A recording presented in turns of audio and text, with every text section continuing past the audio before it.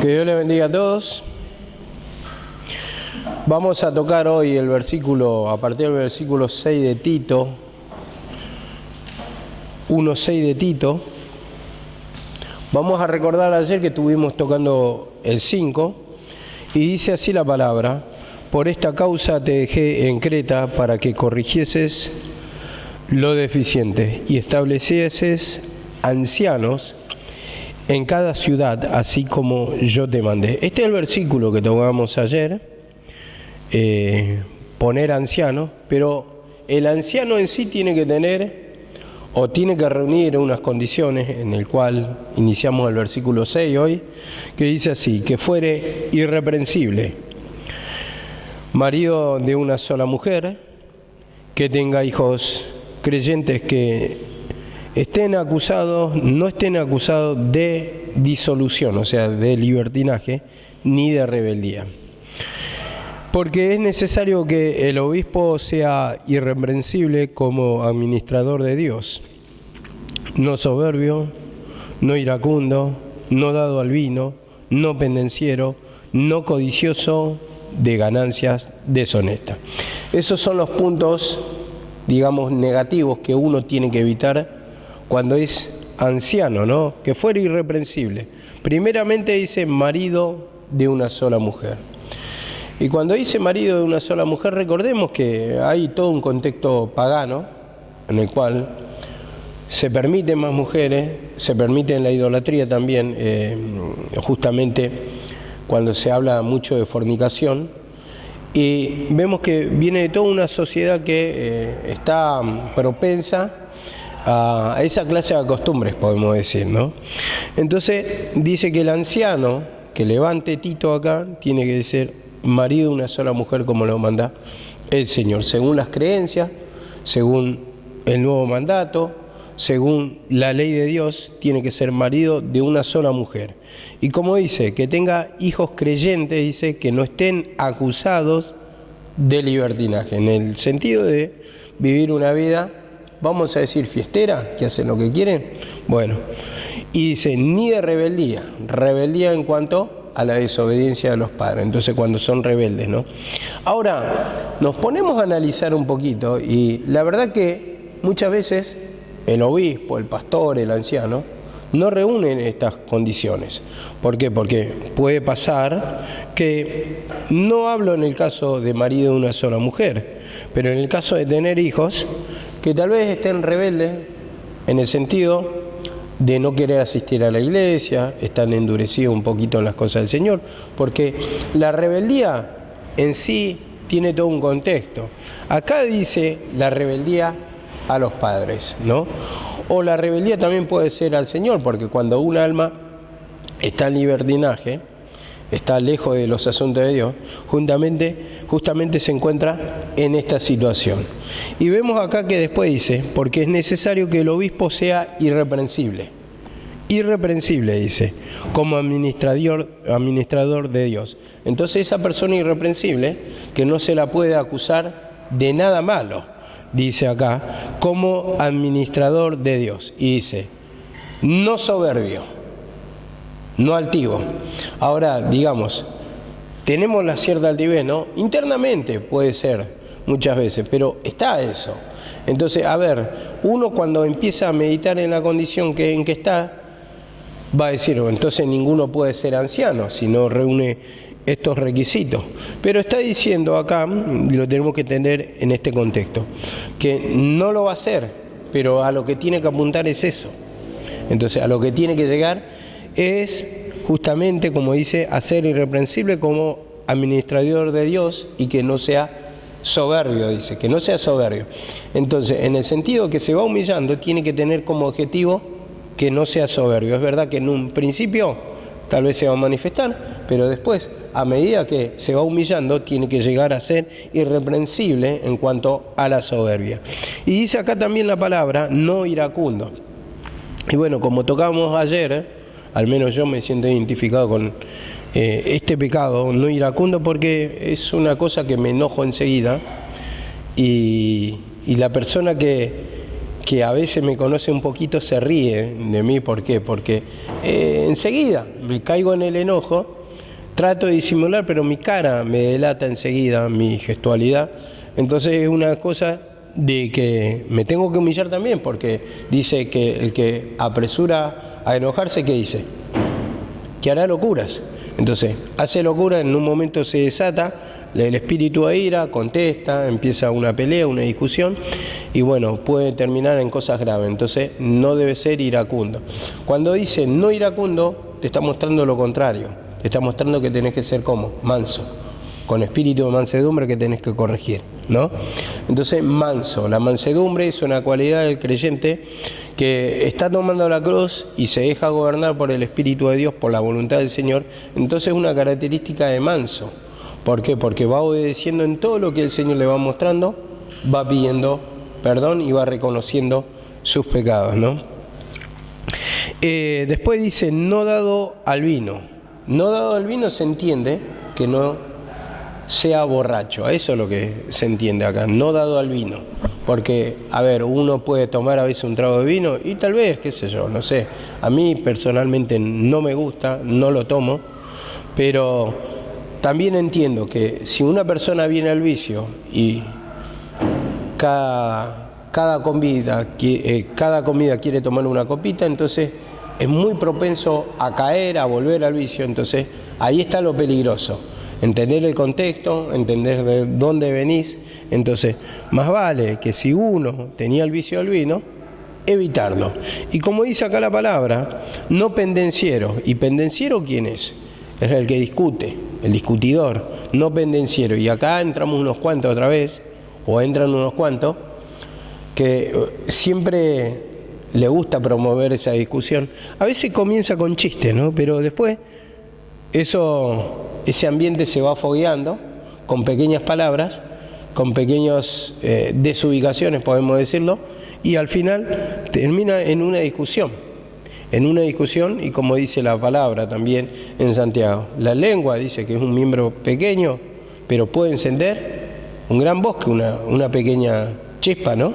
Entonces, por una pavada a veces, o por un malentendido, se va más allá, porque, por ejemplo, yo le puedo hacer un chiste a Adrián, y tal vez él está con la cabeza baja y no me está viendo la cara, y yo me estoy riendo, pero él lo está tomando en serio, y ahí se produce un choque y al final termina todo mal. Y bueno, entonces acá lo de pendenciero, lo de buscar, promover, discutir, pelear, y hay personas que ya tienen ese hábito no por chiste, sino porque son discutidores, son peleadores todo el tiempo. Y bueno, una de las discusiones, una de las cosas de que se debe humillar es el de discutidor. ¿Por qué? Porque debe ser pacífico, debe ser amable, no debe ser contestador, como dice en otra palabra también. Y dice acá, no codicioso de ganancias deshonestas. Otra palabra que tiene mucha amplitud, codicioso de ganancias deshonestas. A ver, codicioso de ganancias deshonestas puede ser en cuanto al diezmo, en cuanto, yo lo entiendo más bien en este contexto, dinero mal habido, o sea, malos negocios, negocios turbios, que una persona que está predicando no puede tener negocios por izquierda, no puede andar estafando gente, no puede andar pensando cómo va a sacar ventaja de cada persona. Entonces esas son las ganancias deshonestas que yo entiendo más bien a lo que apunta acá. Después está por el lado del diezmo, el lado de la ofrenda, a ver qué uno desea, uno por ahí salamea con la gente porque sabe que este puede dar, que el otro no, y a ver, a este no lo reprendemos y con este andamos más cuidado que con el otro, o a este lo atendemos mejor que con el otro porque da mejor dinero, u ofrenda mejor, o es más beneficioso. Eso también está, pero, como dice, se tiene que juzgar, tiene que humillarse. Entonces dice acá, la segunda parte, en el 1.8, las cosas buenas que tiene que tener el predicador o el anciano. Dice, debe ser hospedador. Hospedador, ¿se entiende?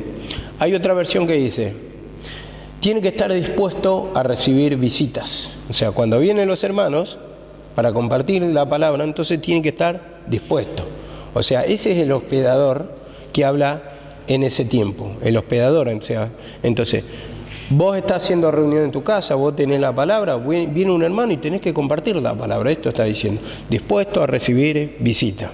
Muchas veces, bueno, en ese tiempo, cuando recién comenzábamos como iglesia, que no era iglesia en sí, era una casa, digamos, y yo recuerdo que venían las hermanas, los hermanos, y yo no quería que sea una iglesia mi casa. Creo que Karina también cuenta el testimonio, que le daba vergüenza porque se escuchaban que cantaban himnos desde adentro.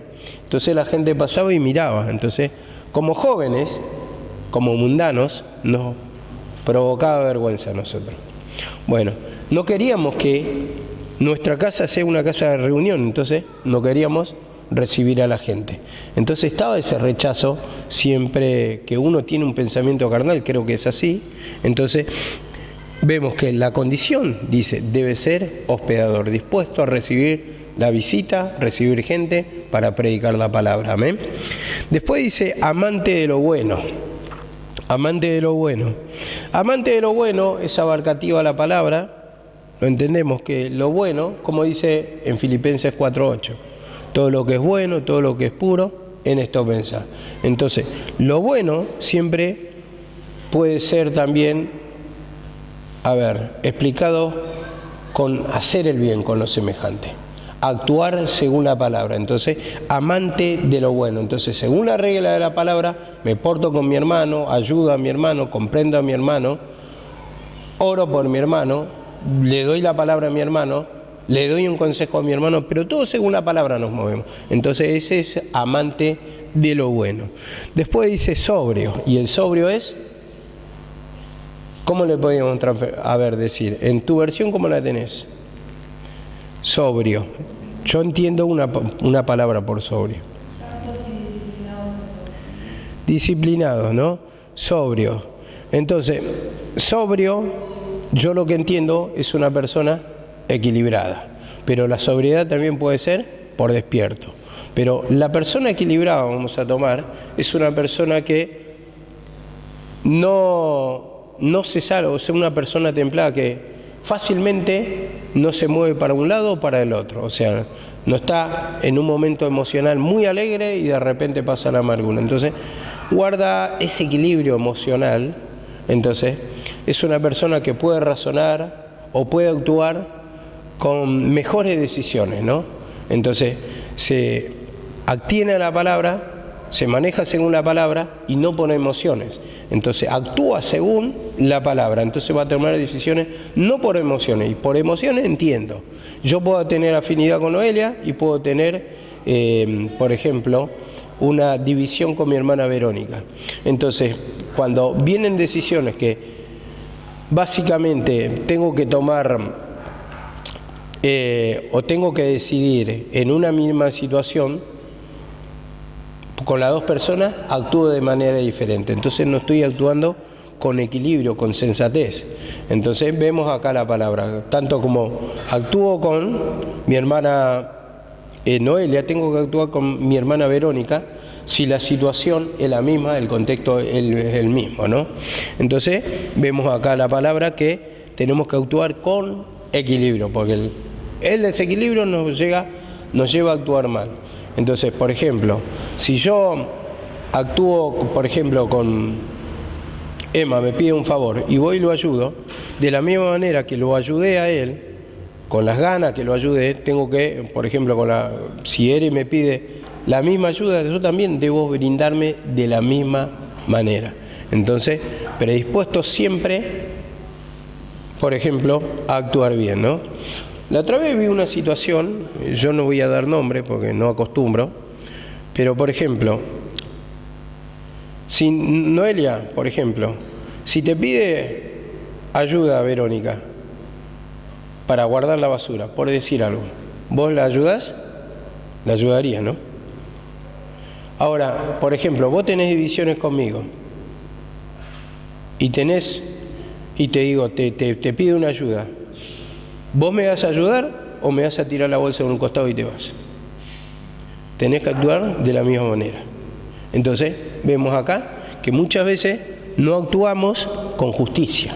no actuamos con justicia. Entonces esto es lo que nos quiere mostrar la palabra, que debemos actuar con sobriedad, con equidad, con justicia, ¿no? Y dice acá la palabra justo también, la justicia de Dios, el ser justo, no injusto. Entonces voy a actuar con todos de la misma manera. Ese es amante de la justicia de Dios, y según la palabra voy a actuar con uno y con otro. Después hay diferentes matices, pero yo estoy hablando de en una misma situación, que amerita, en una misma situación. No estoy hablando que uno está más crecido y uno por este pecado uno lo hizo y por el otro pecado. Estoy diciendo, en una misma situación tenemos que actuar de la misma manera. Y dice acá la palabra santo. Santo, ¿qué es santo? Es una persona limpia, es una persona que se va humillando, es una persona que va pidiendo perdón, que va confesando sus pecados. Hoy tocó a la mañana Alejandra. Cuando tocaba esto, quería aclarar un poquito, ¿no? Había tocado sobre no temas. No temas, ¿no? Esa palabra no temas. Y en esa palabra, ¿qué nos está diciendo el Señor? Que tenés el temor. Le dice, no temas. Entonces, ¿qué tenés que hacer? Humillarte del temor.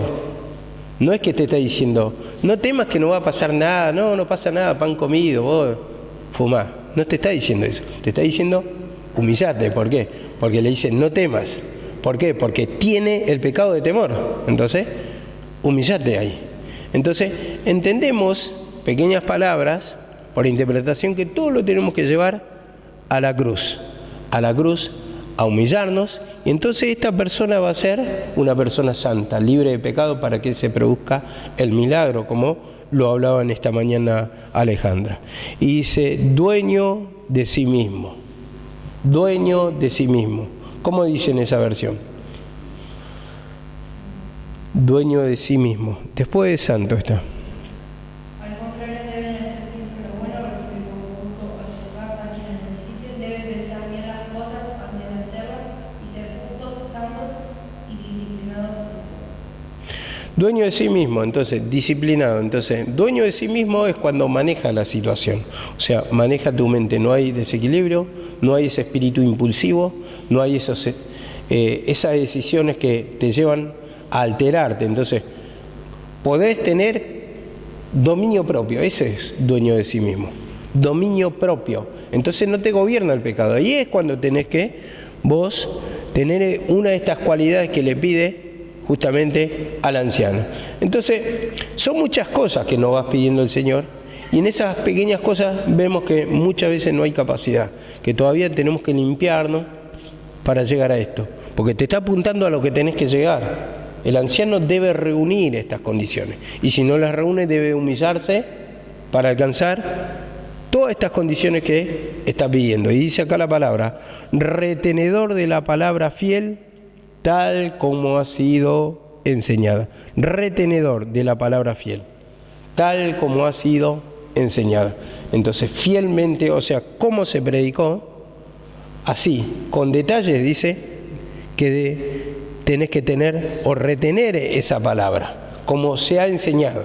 Nosotros siempre enseñamos según la cruz. Entonces, Pablo acá predicaba la palabra de Cristo, la palabra de la cruz, de su sacrificio. Entonces le dice acá a Tito, retenedor. Entonces, toda persona que es levantada como anciano debe tener el mismo punto de vista según la palabra. No debe cambiarlo, porque o si no va a venir la contención, va a venir las peleas, va a venir la diferencia, va a venir las oposiciones, va a venir la división, porque en un punto cuando hay un desacuerdo, después se va ampliando cada vez más. La diferencia, la brecha, va a ser cada vez más grande, porque una falta de humillación o de discernimiento de un pecado va abriendo toda una gran brecha. O sea, primeramente es chiquita la brecha, pero esto se va expandiendo y cada vez más. Un pecado te lleva al otro, no es así. Vos podés permitir en tu vida música mundana, por ejemplo, y después ya no vas a ver de malo la música mundana, sino tampoco vas a ver de malo ir a bailar, ¿no?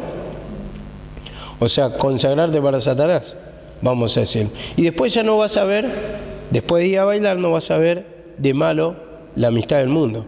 Cuando la palabra dice, no os unáis con yugos iguales, porque ¿qué acuerdo tiene Cristo con Belial? Entonces ellos tienen otro pensamiento Y nosotros, otros pensamientos, nosotros en este caso creemos en Dios o servimos a Dios, y ellos sirven a Satanás porque no conocen el camino del Señor y no conocen la palabra. Entonces por eso debemos retener la palabra fiel tal como ha sido enseñada. ¿Por qué? También lo dice esto, porque en el tiempo de la ley, ¿qué se enseñaba? La ley, ¿no? Entonces era un mensaje contradictorio al Evangelio de Cristo. Por eso dice Cristo, estoy predicando las buenas y nuevas.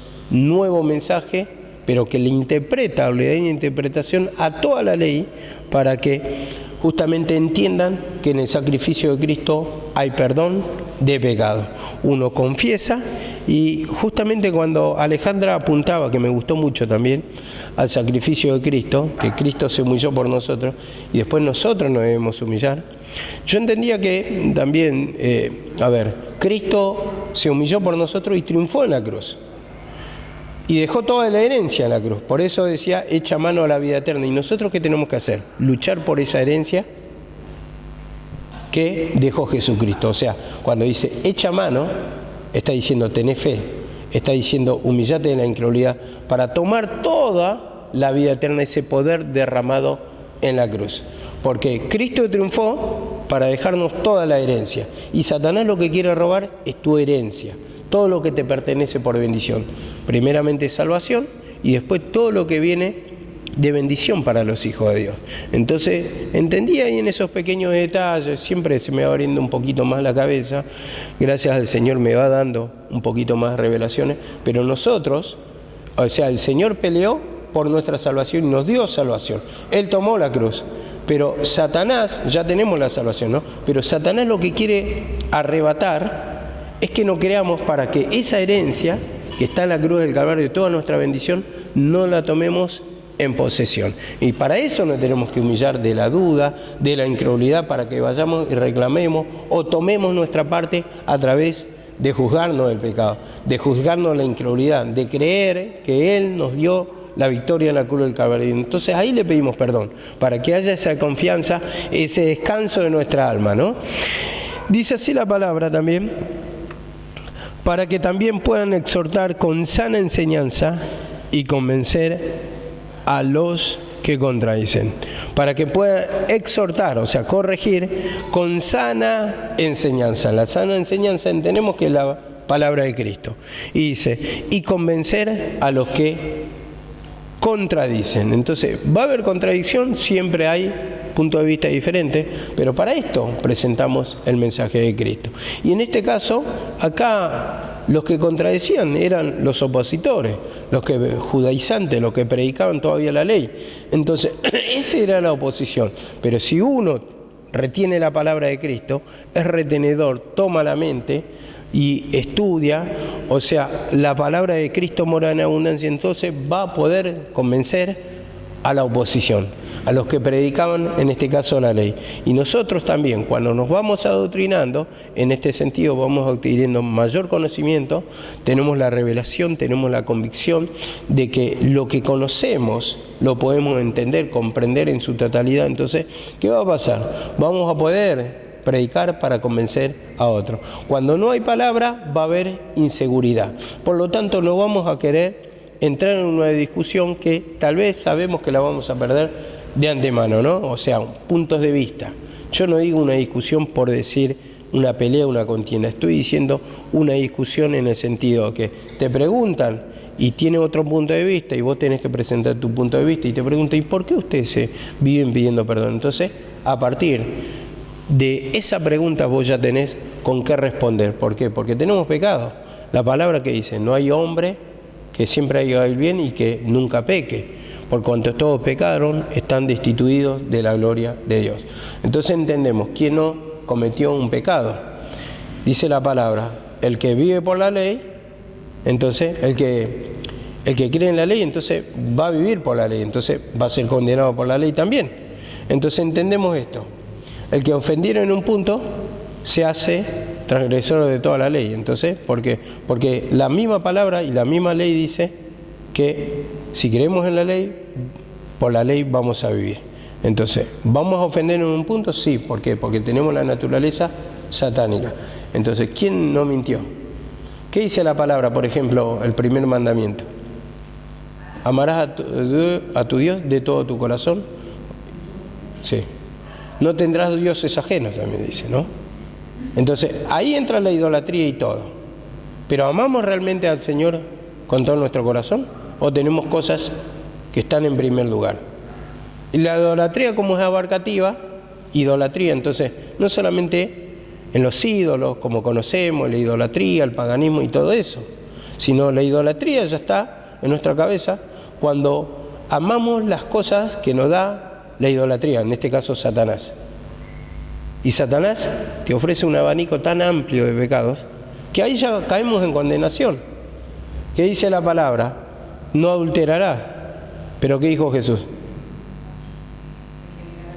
El que miró la mujer de su prójimo ya codició en su corazón con ella. Pero para el hombre también cabe, o sea, generaliza y entendemos. O sea, tanto para el hombre, tanto para la mujer, perdón, porque ahí habla del hombre. Pero generaliza ahí, porque ¿quién no miró? ¿Quién no miró? O sea, todos miramos. Entonces está ese deseo ahí, entonces ya caemos en condenación. Y después hay bastantes mandamientos. No mentirás. ¿Cuántas veces hemos mentido? Inocentemente, pero hemos mentido. ¿O quién no mintió en la vida? ¿Vos mentiste alguna vez? Sí, varias. Todos mentimos, o sea, en ese sentido estamos todos condenados, estamos todos muertos en delito y pecado. De alguna manera lo hicimos. De alguna manera, a ver, no desearás las cosas de tu prójimo. ¿Quién no deseó? El auto del prójimo, la casa del prójimo, la vida del prójimo cuando vive bien económicamente, cuando se va de vacaciones en lugares paradisíacos. Uno envidia, uno desearía estar en el lugar del otro. Y vemos ahí que ya estamos cayendo en condenación en ese sentido. Entonces tenemos que tener esta palabra para convencer a los que contradicen. El por qué pedimos perdón es porque estamos llenos de pecados. Porque si no estaríamos bien, seríamos felices, estaríamos tranquilos, no sentiríamos la opresión, la carga, pero la sentimos todo el tiempo. Hay una lucha, hay algo constante que nos quiere apartar del poder del Señor, del amor del Señor. En un momento, con pequeñas cosas, ni siquiera con las cosas grandes que nombré, con pequeñas cosas ya te va sacando de la presencia del Señor. Y dice así la palabra también, porque por ahí hay muchos contumaces, habladores de vanidades y engañadores, mayormente lo de la circuncisión. Vemos, hay muchos contumaces. ¿Contumaces qué quiere decir? Caprichosos. Caprichosos, se encaprichan, tercos, obstinados, quieren seguir en su mismo camino, en su misma forma de pensar, no admiten los pecados, son orgullosos, son altivos, no reconocen su condición y, como dice acá la palabra, habladores de vanidades, cosas que no edifican, y engañadores. ¿Por qué? Porque usaban argumentos según su conocimiento para arrastrar a la ley. Y dice, mayormente lo de la circuncisión. Entonces, meten el mensaje de la ley. Y en este caso así también, hermanos, cuando no nos agarramos de la cruz, tal vez no con una intención de muchas personas, pero ellos predican lo que entienden. Y si vos no estás armado en el entendimiento, justamente va a venir la duda, vas a tomar todo por bueno, entonces va a ser todo válido para vos. Vas a comer de acá, de allá, y parece que todo lo mismo, mientras que te haga bien supuestamente. Pero en esa confusión puede entrar Satanás, puede destruir nuestra vida con argumentos satánicos, que nos preguntamos el por qué Dios permite así, el por qué. Entonces este es el plan de Dios, el por qué permite tu dolor, por ejemplo, le digo a Verónica. Pero Verónica, si tiene un buen argumento, es el plan de Dios, me va a decir. El poder de Dios opera en el sufrir. Entonces es necesario que se manifieste Satanás para que yo vea mi pecado, para que en esa manifestación de saber el por qué estoy sufriendo, voy a pedir perdón y voy a recibir el perdón de pecado. Entonces ahí voy a sentir la gloria del Señor. Y ya son argumentos que se pueden contradecir, a través de conocimiento. Y dice, mayormente lo de la circuncisión. Y acá, en esta versión, o hay muchas versiones que dice así, mira, dice, mayormente los que proceden de la circuncisión, sobre todo los que vienen de entre el judaísmo. En otra versión dice, me refiero especialmente a los que insisten que es necesario circuncidarse para ser salvo. En otra versión dice, especialmente los partidarios de la circuncisión. Y en otra versión dice así, me refiero a todos aquellos entre nosotros que dicen que los que no son judíos deben ser circuncidados para agradarle a Dios. Y en otra versión dice finalmente, sobre todo entre los judíos convertidos. Y la última que voy a leer, esto pasa sobre todo con algunos que insisten en seguir practicando la circuncisión. O sea, esos son los del judaísmo, mayormente lo de la circuncisión. Y dice en el 1:11, a los cuales es preciso taparles la boca, que trastorna casas enteras, enseñando por ganancia deshonesta lo que no conviene. Entonces entendemos acá que ellos hacían prosélitos, ¿no? Recordemos esto, que lo hemos tocado varias veces. Seguidores, prosélitos, quiere decir, los judíos iban y llevaban el mensaje a los que estaban expatriados. A los otros judíos llevaban el mensaje de Moisés, el mensaje de la ley. Entonces dice, a estos es preciso taparle la boca porque trastorna casas enteras o familias enteras, enseñando por ganancia deshonesta lo que no conviene. Entonces lo que está diciendo acá, que hay que callarlos porque su falsa enseñanza alejan a familias de la verdad, familias enteras de la verdad, y solo lo hacen, dice, por dinero, ganancia deshonesta, porque ellos, a través de llevar el mensaje, ellos lo que recibían era el beneficio económico, que tenían derecho, ojo, no estoy negando el derecho, ¿no? Vivían de eso, pero cuando no están llevando el mensaje verdadero y llevan condenación, llevan sufrimiento, no llevan el camino de Cristo, entonces se transforma en una ganancia deshonesta, porque no son obreros de Cristo, como dice la palabra, son obreros fraudulentos. En otra palabra dice, son lobos rapaces. Entonces vemos acá que ¿por qué tendrían que recibir dinero o la paga de Dios si están apartados de la verdad?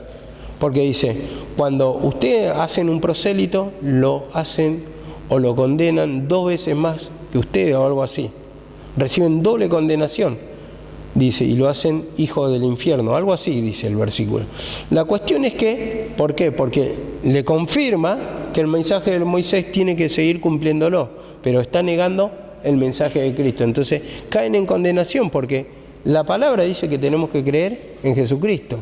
Yo soy el único camino, la verdad y la vida, dijo Jesús.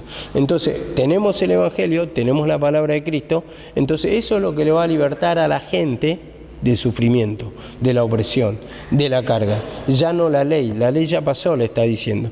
Y dice en 2 de Timoteo 3:6, 2 de Timoteo 3:6, dice así la palabra, porque estos son los que se meten a las casas y llevan cautivas a las mujercillas cargadas de pecado, arrastradas de diversas concupiscencias. Vemos a otros judíos, dice, mujercillas cargadas de pecados, arrastradas de diversas concupiscencias. Entonces trastornan familias enteras. Habíamos entendido que la mujercilla cargada de pecado, estaba hablando de una persona que no tiene una madurez espiritual, y había dado el contexto, o más bien la explicación. Una persona que no está en madurez, no está en edad de casamiento, ¿no? De casamiento, en este caso vamos a entender lo espiritual. Entendemos que los versículos dicen la esposa de Cristo, vio a una mujer ataviada como una novia, entonces no pueden tener la salvación. Y yo me apoyaba en el siguiente versículo cuando dice, están aprendiendo todo el tiempo y nunca llegan al conocimiento de la verdad. ¿Por qué? Aprendiendo todo el tiempo, porque todo el tiempo escuchan la ley, pero no llegan al conocimiento de Cristo, o sea, a la salvación. Por eso entendía mujercilla que no puede decir de ninguna manera una persona que no tiene un crecimiento espiritual elevado, sino que está hablando acá de ese crecimiento, esa formación de fe, esa madurez en la fe, y esa madurez en la fe implica que conoce el camino de Cristo. No es una fe inmadura, una fe verde que pone su fe en las figuras, en la sombra, no pone su fe en la ley. ¿Entendemos esto? Y dice acá la palabra, Hechos 11:2. Hechos 11:2.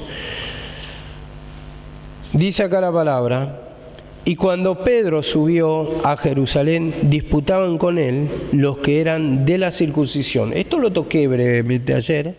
Disputaban con él los que eran de la circuncisión. Y venimos del versículo que dice, es preciso taparle la boca. Y vemos que acá disputaban o discutían o le reprochaban lo de la circuncisión.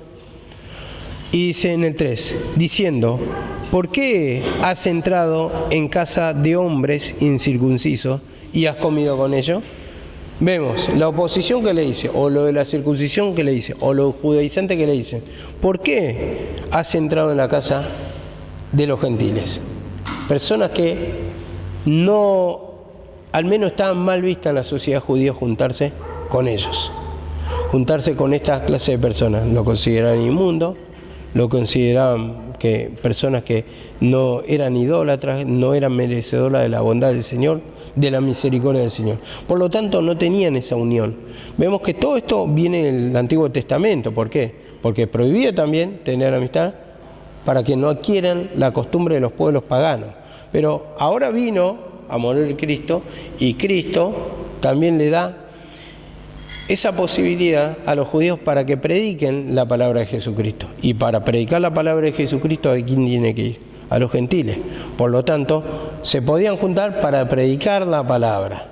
Entonces, en ese sentido lo está hablando. Entonces, le presentan la palabra de Cristo, no como hacían los judíos, totalmente ellos no predicaban. Por eso dice la palabra, en camino, dice Jesucristo en el tiempo de la ley, no vayáis en camino de gentiles, o no dice así la palabra.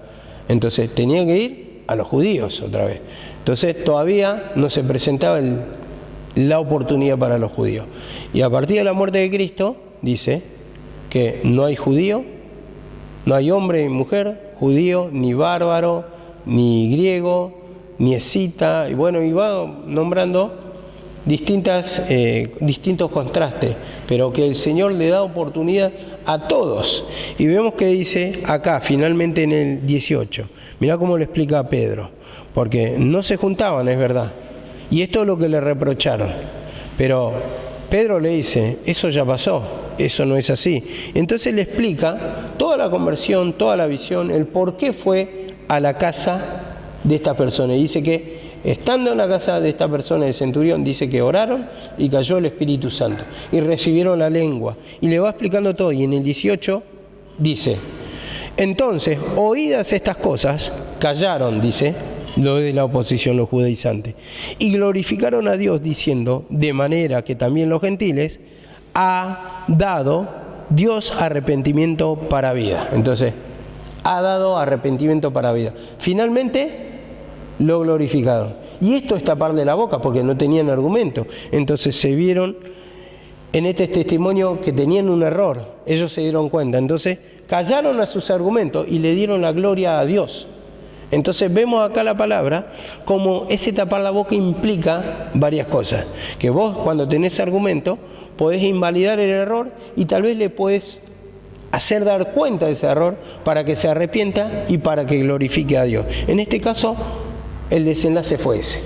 Y eso tenemos que entender. Tapar la boca es muy amplio, no es una discusión, una pelea, sino dejarla sin argumento y que se den cuenta también, si es que se arrepienten, que hay un error de parte de ellos, y si se arrepiente vas a ganar a una persona en el arrepentimiento, que sea libre de su pecado, que sea libre de su altivez, de su soberbia. ¿Amén?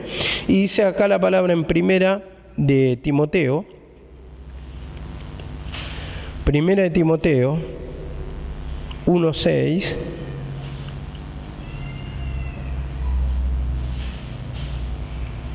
Primera de Timoteo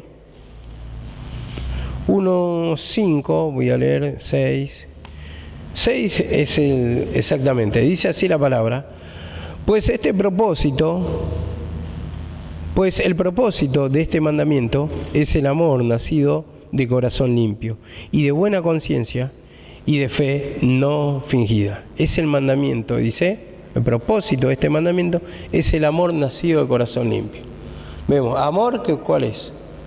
La esencia de Cristo ya es amor. Entonces vemos acá la palabra, es el amor nacido de un corazón limpio. Entonces, Dios es amor, ¿no dice la palabra? Entonces la esencia de Cristo tenemos, dice, nacido de un corazón limpio, y un corazón limpio es un corazón arrepentido, un corazón que va declarando su pecado. Entonces está justificado, está limpio de pecado. ¿Por qué? Porque lo declara.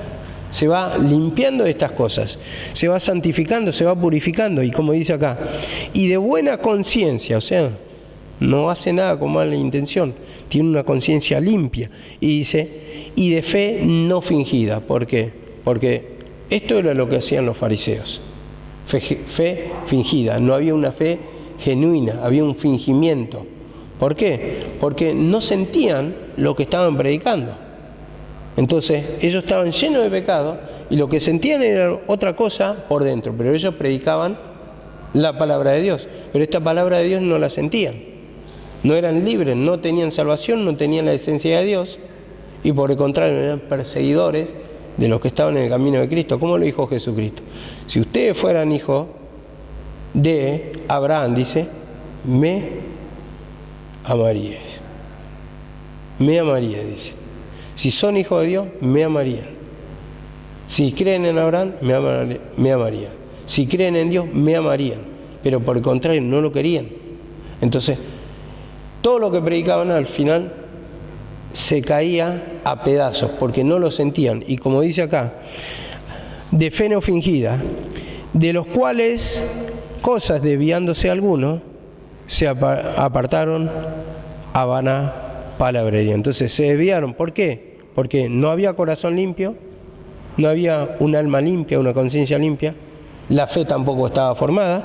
Entonces se desviaron algunos, dice, y se apartaron a vana palabrería. Entonces vemos el desvío de la fe, la apostasía de parte de los judíos, y la vana palabrería finalmente, ¿cuál es?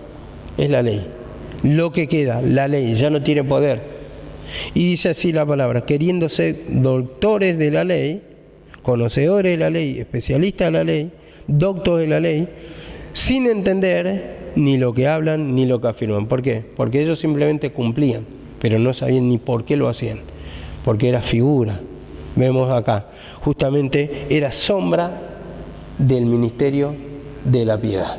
Y como dice acá la palabra, ni lo que afirman, pero sabemos que la ley es buena si se usa legítimamente. Y legítimamente, recordamos cómo se usa, dándole justamente el sentido del arrepentimiento, de la cruz, del sacrificio, mostrando a Cristo en toda la figura de la ley como Salvador, como fue la roca de que brotaba agua en el desierto, como fue la nube que los protegió, como fue, el maná que cayó del cielo, porque ¿quién es el que vino a morir? ¿Quién bajó de la presencia del Padre? Jesucristo. Entonces ese es el maná del cielo. Y en ese maná del cielo fue lo que le sustentó en el desierto. Y así también cuando estamos en esta vida, que tenemos aflicciones, brega, en este desierto, entonces comemos el maná del cielo, y entonces ¿qué nos da? Nos da esa vida eterna, nos sostiene delante del adversario. Y como dice acá la palabra también,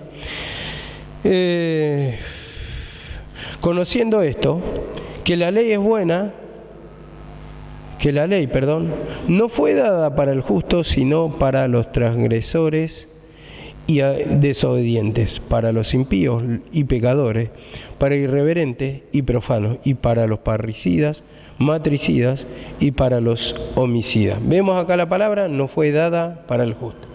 ¿Y quién es el justo? Romanos 5:1, justificados por la fe, tenemos paz para con Dios. Por la fe en Cristo Jesús, por la confianza en su mensaje. ¿Por qué? Porque Él murió por mí para salvarme. Él murió por vos para salvarte. Entonces, tenemos fe en esa palabra y nos salva, porque vemos tantas debilidades en nosotros, tantas manifestaciones de pecado, que ya estamos en condena, pero gracias a Dios, como dice, veo otra ley en mis miembros, que se revela contra la ley de mi mente. Y dice, miserable de mí, ¿quién me podrá librar de este cuerpo de muerte? De este cuerpo que me condena, me lleva a la condenación, que me lleva al sufrimiento. Entonces, gracias doy a Dios por el sacrificio de Cristo. Entonces, ¿por qué? Porque en ese derramamiento de la sangre, en su sacrificio, si yo le pido perdón, Él ya pagó el precio y entonces me limpia. Entonces me da la herencia. Entonces ahí siento la presencia de Dios, siento el gozo, siento la paz, porque sé que Él pagó el precio por mí. Pero Satanás nos quiere hacer dudar de esto. Entonces, ¿para qué? Para que no le pidamos perdón, para que no acudamos a los sacrificios. Entonces queremos hacer un esfuerzo humano, queremos buscar salida a nuestra manera y al final nos lleva más al tormento, a la desesperación y a la condena. Y como dice acá la palabra, la ley no fue dada para el justo, sino para los transgresores, desobedientes, impíos, pecadores. Entonces, primeramente entendemos, la ley ¿para quién fue escrita? Para el judío. ¿Por qué? Porque se crían muchos justos, fariseos. De eso está hablando. Por cuanto, veo acá, por cuanto todos pecaron, están destituidos de la gloria de Dios. Entonces, en esa ley mandada por Dios, caen en condenación toda la humanidad. No hay justo ni aún uno. Entonces cae en la condenación. Entonces entendemos esto, que justamente porque muestra la palabra las condiciones que debemos reunir, no las reunimos, ya somos pecadores. Y dice 1:10 y 1:11, para los fornicarios, para los sodomitas, secuestradores, bueno, y dice en el 11, según el glorioso evangelio del Dios bendito, que a mí me ha sido encomendado, según el glorioso evangelio. Entonces vemos acá la palabra que finalmente termina diciendo según el glorioso evangelio, según Cristo, no está diciendo según la ley. Entonces, ¿cómo tenemos el perdón de pecados? ¿Cómo tenemos la liberación? ¿Cómo tenemos el triunfo sobre Satanás? Justamente por la fe en Cristo. Entonces, eso es lo que acá está tocando y lo que evita que caiga en condenación la persona. Tener la fe en Jesucristo y taparle la boca a los que están hablando fuera de la palabra, lejos del mensaje de la cruz, lejos del pedir perdón, lejos de reconocer su condición. Entonces vemos que Romanos 7:4, finalmente, voy a tocar, y dice la palabra, habéis muerto a la ley mediante el cuerpo de Cristo, para que seáis, dice, habéis muerto a la ley mediante el cuerpo de Cristo, para que seáis de otro, del que resucitó de los muertos. Vemos, por medio del mensaje de Jesucristo, obtenemos la liberación. Entonces, morimos a la ley, ¿y para qué? Morimos a la ley mediante el sacrificio de Cristo, para que seamos del que resucitó de los muertos. Entonces, obtenemos la salvación por Cristo Jesús. Lo pueden tocar el 5 y lo pueden tocar el 6, porque también el 6 dice, para que no sirvamos bajo el régimen de la vieja, el régimen viejo de la letra, sino al régimen del Espíritu. Entonces, vemos acá, justamente, nos está hablando justamente del misterio de Cristo. La ley ya pasó. Esto está diciendo un resumen, no lo voy a extender más porque ya no me queda más tiempo, lo quisiera explicar, pero mañana continuamos con los otros versículos. Amén.